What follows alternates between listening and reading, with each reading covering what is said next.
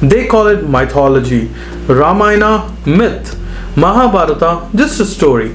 Krishna, symbolic. Rama, allegorical. Hanuman, a fantasy. But have you ever asked, why are only our stories called myths? Dev Rahasyam, Dev Rahasyam,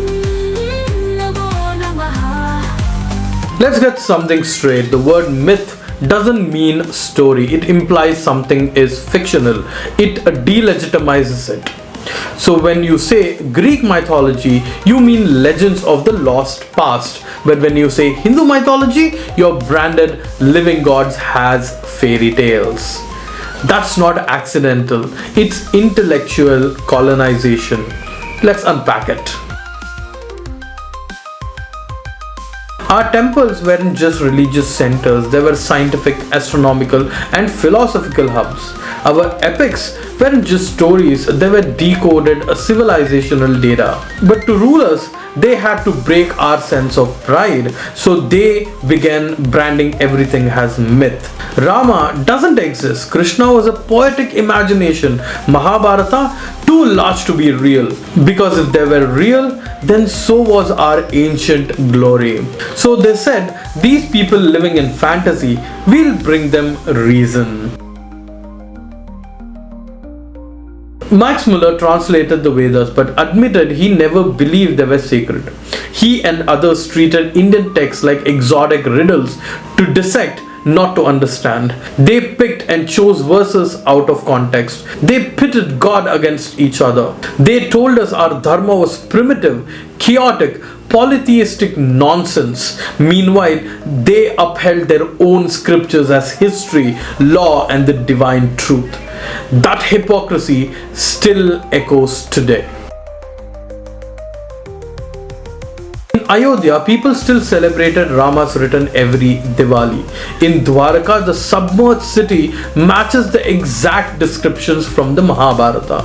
In Kurukshetra, the war is not just remembered, it's reenacted. These aren't just beliefs alone, they are geographical, archaeological, and living traditions. So when someone says mythology, they ignore the evidence, the emotion, the living reality of over a billion people.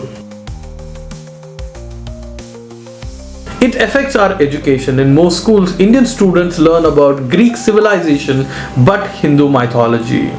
It affects our temples. Our sacred architecture is called art, while foreign monuments are called heritage. It affects our self-worth. When you teach generations that their gods are cartoons, they begin to see their culture as outdated. And that's exactly the point, to make us forget who we are. In Sanskrit, Itihasa means thus it happened. It's not a bedtime story. It's a civilizational memory passed down with discipline. The Ramayana, the Mahabharata weren't just written for reading. They were reciting, preserved, performed, and encoded in every aspect of Indian life. Your rituals, festivals, ethics, family structure, they all come from Itihasas. Europe teaches Caesar, American studies its founding fathers, but in India we are told Rama didn't exist, Krishna is a metaphor, and Shiva is just a tribal god. Why? Because if we reclaim our heroes, we reclaim our identity, and an awakened civilization is hard to control. We are not a people of myths. We are the children of rishis who mapped the stars, of warriors who upheld dharma, of sages who spoke the language of consciousness. Our stories are not legends, they are legacies. So next time someone calls it Hindu mythology, correct them, because behind every so-called myth there is a memory, and behind every memory there is truth waiting to return. This is Dev Rahasyam, and now you know the politics of myth.